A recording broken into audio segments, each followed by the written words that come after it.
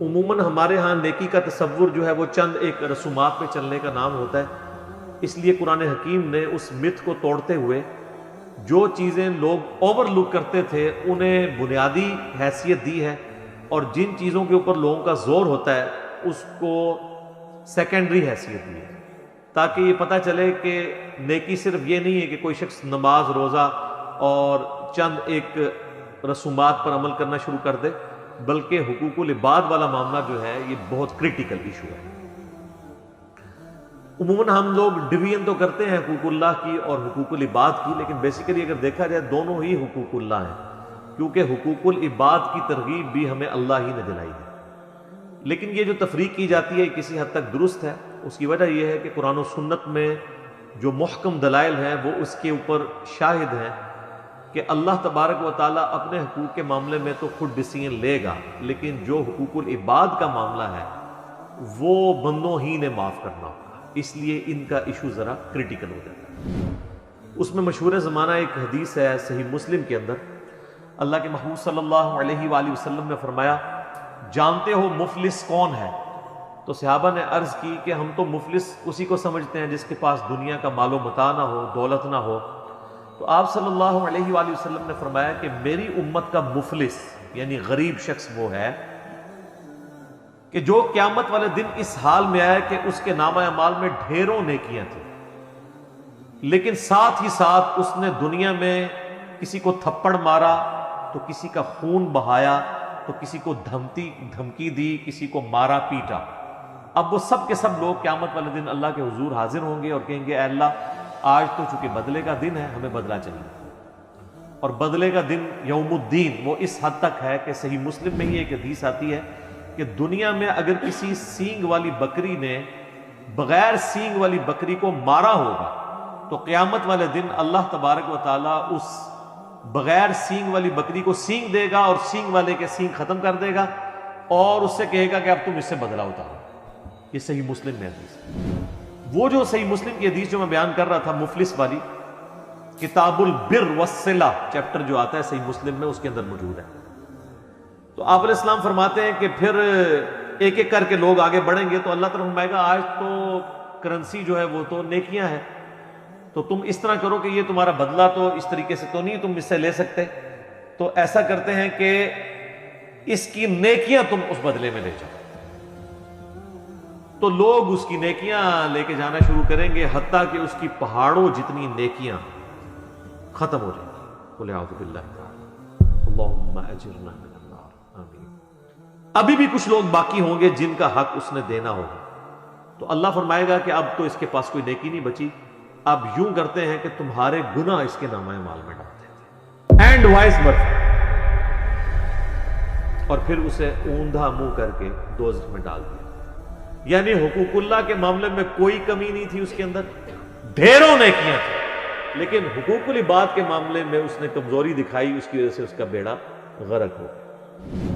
اسی لیے آپ دیکھیں کہ سورہ نساء کے اندر اللہ تعالیٰ فرماتا ہے جو لوگ یتیموں کا مال نہ حق ہڑپ کر رہے ہیں وہ اپنے پیٹوں میں دوزخ کی آگ بھر رہے ہیں۔ دنیا میں اس آگ کا پتہ نہیں چلے گا، دنیا میں تو چونکہ فزیکل لاز ایکٹیو ہیں، اگر آپ اپنی زبان کے اوپر انگارہ رکھیں تو جل جائے گی، حرام کا مال زبان پر رکھیں تو نہیں جلے، بلکہ لوگ تو کہتے ہیں حرام کھانے کا زیادہ ہی مزہ آتا ہے۔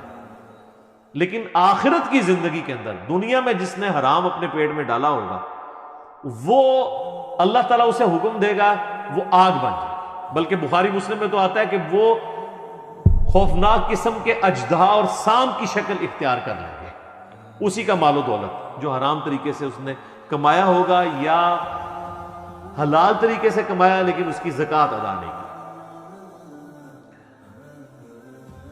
اب وہ نیکی کا جو فلسفہ ہے وہ آیت البر کے اندر بیان ہو رہا ہے۔ اعوذ باللہ من الشیطان الرجیم، بسم اللہ الرحمن الرحیم، سورۃ البقرہ آیت نمبر 177۔ لیس البر ان تولوا وجوہکم قبل المشرق والمغرب، نیکی صرف یہ نہیں ہے کہ تم اپنا رخ مشرق یا مغرب کی طرف کر لو۔ بیسیکلی یہودیوں کو ٹونٹ کیا جا رہا ہے نا، پیچھے پس منظر میں ہم تحویل قبلہ کا مضمون کور کر چکے ہیں، انہوں نے ایک لکیر پیٹنا شروع کر دی تھی کہ جب تک ابراہیمی قبلے کی طرف مسلمان نہیں گئے تھے تو یہ کہتے تھے کہ یروشلم تو ابراہیمی قبلہ ہے ہی نہیں ہے، لیکن آپس میں چیما گوئیاں کرتے تھے۔ جب اللہ تعالیٰ نے قبلہ یروشلم کی بجائے خانہ کعبہ کر دیا تو پھر انہوں نے اوپنلی یہ کہنا شروع کر دیا کہ یہ کیا ہوا، ابھی تک تو تم ہمارے قبلے کی طرف نماز پڑھ رہے تھے، اب تم نے اپنا قبلہ بدل لیا۔ حالانکہ وہ اندر سے ہی جانتے تھے کہ ابراہیمی قبلہ جو ہے وہ خانہ کعبہ ہے۔ قبلہ اول بھی کعبہ ہے، قبلہ آخر یعنی فائنل قبلہ بھی کعبہ ہے۔ قبلہ اوسط درمیانی پیریڈ کے لیے جو صحیح بخاری میں آتا ہے 17 مہینے تک کے لیے وہ بیت المقدس جسے یروشلم بھی کہتے ہیں، ایلیا بھی کہتے ہیں، اور بعد میں وہاں پہ حضرت عمر کے دور میں مسجد اقصیٰ بھی بن گئی۔ ویسے جو اس کو مسجد اقصیٰ احادیث کے اندر آیا ہے یا قرآن حکیم میں سورہ بنی اسرائیل میں، اس سے مراد دور کی مسجد ہے۔ تو اللہ تعالیٰ ہمارا یہ کوئی نیکی صرف یہ نہیں ہے کہ آپ کا رخ مشرق کی طرف ہے یا مغرب کی طرف، اللہ کو کیا فرق پڑتا ہے؟ پہلے آیات گزر چکی ہے نا کہ تم جس طرف بھی رخ کرو گے اللہ کا چہرہ پاؤ گے، اللہ کو تو فرق نہیں پڑتا۔ اور واقعی دنیا میں بھی آپ دیکھ لیں، یعنی ہم سب کانٹیننٹ کے لوگوں کا جو قبلہ ہے وہ مغرب کی جانب ہے، لیکن اگر آپ یورپ میں چلے جائیں، افریقہ میں چلے جائیں تو ان کا قبلہ مشرق کی جانب ہے، کیونکہ سینٹر میں آ جاتا ہے نا خانہ کعبہ شریف۔ تو خانہ کعبہ شریف سے جو پرلی طرف لوگ آباد ہیں وہ مشرق کی طرف منہ کرتے ہیں، جو اس طرف لوگ آباد ہیں وہ مغرب کی طرف منہ کرتے ہیں۔ تو اللہ کو تو فرق نہیں پڑتا۔ نیکی صرف یہ نہیں ہے کہ تم اپنا چہرہ مشرق یا مغرب کی طرف کرو، وَلَٰكِنَّ الْبِرَّ، بلکہ نیکی یہ ہے، اب گنتے جائیں جناب چیزیں، من آمن باللہ، جو کوئی ایمان لائے اللہ پر، والیوم الآخر، اور قیامت کے دن پر۔ اللہ پر ایمان لانا کافی نہیں جب تک آخرت کو نہیں مانیں گے کہ اللہ نے پوچھنا بھی ہے۔ ویسے تو مزے ہی مزے ہیں، اگر اللہ نے پوچھنا نہ ہو تو اللہ کو ماننے یا نہ ماننے سے کوئی فرق نہیں پڑتا۔ آج آپ دنیا میں کسی کو آفر دینا کہ اللہ کو مان لو تو جنت ملے گی، نہ مانو تو کچھ نہیں ہوگا، لوگ کہیں گے ٹھیک ہے جی ادھر ہی جنت بنا لیتے ہیں۔ اصل چیز ہے آخرت کی جواب دہی، جو ایمان لائے اللہ پر اور آخرت کے دن کی جواب دہی کے اوپر، والملائکتی، اور فرشتوں پر، والکتاب، اور کتابوں، والنبیین، اور تمام انبیاء پر۔ یہ تو ہوگی بنیادی ایمانیات، اللہ پر ایمان، آخرت پر ایمان، فرشتوں پر ایمان، کتابوں پر ایمان، اور ایمان بالرسالت۔ ویسے تو یہ مین 3 کیٹیگری میں فال کرتی ہیں چیزیں جو ہم کہتے ہیں عقائد ثلاثہ ہیں مسلمانوں کے: عقیدہ توحید، عقیدہ رسالت، اور عقیدہ آخرت۔ عقیدہ توحید کے اندر ہی فرشتوں پہ ایمان بھی آتا ہے، ظاہر ہے کہ اللہ تعالیٰ نے وہ نمائندے مقرر کیے ہوئے ہیں، سب کیٹیگری میں فال کر جاتے ہیں۔ عقیدہ رسالت کے اندر ہی کتابوں پہ ایمان آتا ہے کیونکہ کتابیں انبیاء پہ ہی نازل ہوتی ہیں۔ یعنی اگر آپ بڑی بڑی 3 کیٹیگریز بنائیں نا تو تمام اسلامی عقائد انہی 3 کیٹیگریز کے اندر فال کرتے ہیں، یا وہ عقیدہ توحید سے ریلیٹڈ ہوں گے، یا عقیدہ رسالت سے، یا عقیدہ آخرت سے۔ اب اگر ہم عذاب قبر کی بات کریں تو یہ عقیدہ آخرت کے اندر، کیونکہ یہ دنیا کی زندگی کے بعد کی چیز ہے، اور جتنی شریعت ہے وہ عقیدہ رسالت کے اندر فال کرتی ہے کہ نبی علیہ السلام نے جو پیٹرن آف لائف دیا ہے اس کے مطابق آپ نے زندگی گزارنی ہے۔ وَآتَ الْمَالَ عَلَى حُبِّهِ ذَوِي الْقُرْبَى وَالْيَتَامَى وَالْمَسَاكِينَ وَابْنَ السَّبِيلِ، اور مال خرچ کرنا اس کی محبت میں اپنے قریبی رشتہ داروں پر، یتیموں پر، مساکین پر، اور مسافروں پر، والسائلین وفی الرقاب، اور جو غلام آزاد کرنے کے لیے اور مانگنے والوں کے لیے، جو لوگ آ جائیں خود مانگنے کے لیے ان پر خرچ کرنا، اور گردنیں چھڑانے کے لیے، غلام آزاد کرنے کے لیے۔ اچھا، اب یہ جو علی حبی ہی ہے نا، اس میں ہا کی ضمیر اللہ کی طرف بھی جا سکتی ہے کہ اللہ کی محبت میں کوئی شخص مال خرچ کرے اپنے رشتہ داروں پر، یتیموں پر، مسکینوں پر، مسافروں پر، اور سوال کرنے والے اور غلام چھڑانے کے لیے۔ اور ہا کی ضمیر جو ہے وہ مال پہ بھی جا سکتی ہے کہ مال کی محبت کے باوجود اس کی محبت میں، مال کی محبت میں ہوتے ہوئے بھی مال خرچ کرنے کے لیے تیار ہو جائے۔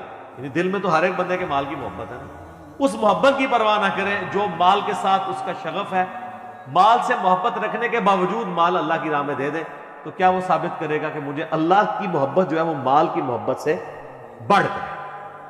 اب ترتیب اللہ تعالیٰ نے لگائی ہے ایسی جو پنچ کرنے میں، سب سے پہلے رشتہ داروں کا نام، کیونکہ رشتہ داروں کو دینا یہ سب سے مشکل کام ہے۔ رشتہ داروں کو پھلتا پھولتا دیکھنا یہ شیطان نہیں برداشت کرنے دیتا۔ جتنا جیلسی فیکٹر ہے وہ رشتہ داروں کے ساتھ ہوتا ہے۔ یہ جتنے تعویذ دھاگے بھی آپ سنتے ہیں لوگ کرواتے ہیں وہ رشتہ دار کرواتے ہیں۔ باہر کے لوگوں کو کیا ضرورت ہے کسی سے جیلسی کرنے کی یا حسد کرنے کی؟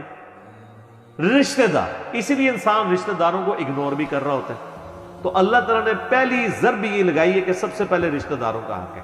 اچھا، رشتہ داروں میں یہ کوئی نہ سمجھے کہ میرے کزنز جو ہیں یا میرے ماموں خالو، نہیں، سب سے پہلے رشتہ دار آپ کے بیوی بچے ماں باپ بہن بھائی ہیں، اس کے بعد باقی رشتہ دار۔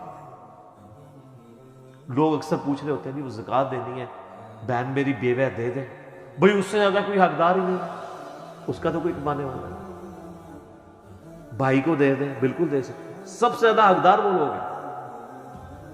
اس کے بعد یتیم، ظاہر ہے یتیموں کا کوئی سرپرست نہیں ہے، مشکل ہے ان کے لیے زندگی گزارنا۔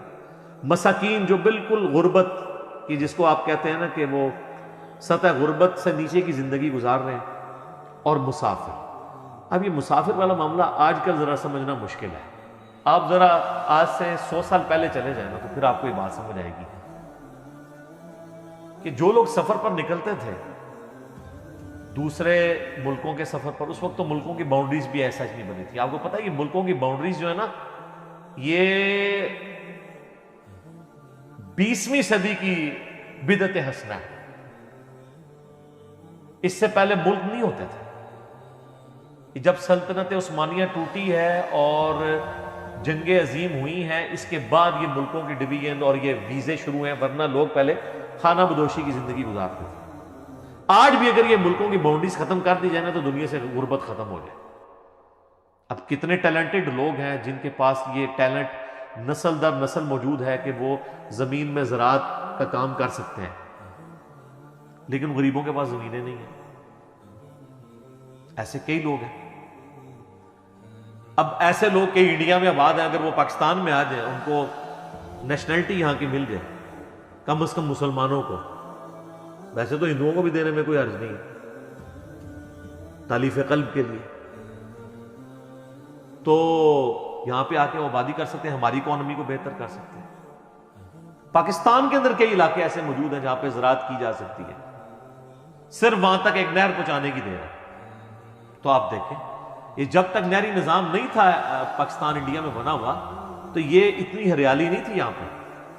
اب تو آپ دیکھیں جناب کایا پلٹ گئی ہے جب سے یہ سسٹم بنا ہے ان 100 سالوں کے اندر۔ آج بھی آپ دیکھ لیں دنیا رو پیٹ رہی ہے۔ سب سے محفوظ ترین علاقے صحت کے پوائنٹ آف ویو سے، رزق کے پوائنٹ آف ویو سے، موسم کے پوائنٹ آف ویو سے یہی ہے۔ انڈیا، پاکستان، بنگلہ دیش، یہ پورا ایک ریجن۔ تو پہلے جو لوگ سفر اختیار کرتے تھے تو سفر میں اگر آ کے قافلے کو کسی نے لوٹ لیا تو وہ اگر نکلے میں 6 مہینے کے سفر کے اوپر، ظاہر ہے کم از کم تو اتنے ہوتے تھے سفر۔ یہاں سے جو حج کرنے جاتے تھے 4 مہینے جانے کے لگتے تھے، 4 مہینے آنے کے۔ ایک حج کے موقع پہ نکلتے تھے نا تو اگلے حج کے موقع پہ وہ حج کر کے واپس آتے تھے۔ اسی لیے تو وہ رشتہ داروں سے گلے لگ کے تو رو کے جاتے تھے، پتہ نہیں واپس آنا ہے کہ نہیں آنا، اور وہ واپس آئے نا پیچھے کو مر جائے۔ تو ویسے پہلے حج بڑا مشکل تھا۔ 4 مہینے کا سفر کدھر، اور آج 4 گھنٹے کی فلائٹ ہے اسلام آباد سے جدہ کی، اور کوئی تکلیف نہیں ہے۔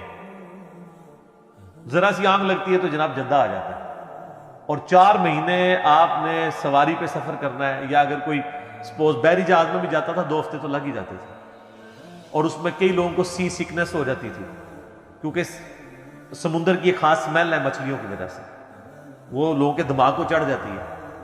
کئی لوگوں کے ساتھ ایسا ہوتا ہے پورے راستے 2 ہفتے تک الٹیاں کرتے جاتے تھے۔ تو ایسے بھی اگر 2 ہفتے آپ کو ایک جگہ پہ قید کر دیے جائیں، ابھی یہ کورونا کی وجہ سے لوگ قید ہیں تو آپ دیکھیں کتنی مشکل زندگی ان کے لیے ہوئی ہے۔ تو لوگ اس طرح وہ مشکل کی تکلیف کی زندگی گزارتے تھے۔ آج کے دور کو نہ دیکھیں جب انٹرنیٹ ہے، تو آپ آج جناب تھوڑے پیچھے ٹوٹی کٹ دی نا نیٹ والی، ایک دن نہیں تھوڑا لگنا. آپ امیجن کریں نیٹ بند ہو جائے.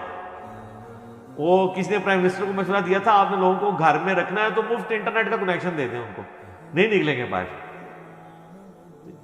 تو اس زمانے کی بات ہو رہی ہے، آج سے 100 سال پہلے، کوئی پرانی بات نہیں. تو قرآن کے نزول کو آلموسٹ 1400 سال گزر چکے ہیں. اگر آپ 1400 سال میں دیکھیں تو صرف یہ 100 سال ڈیفرنٹ ہے. پہلے 1300 سال تو وہی ہیں جو ہم ڈسکس کر رہے ہیں اس میں.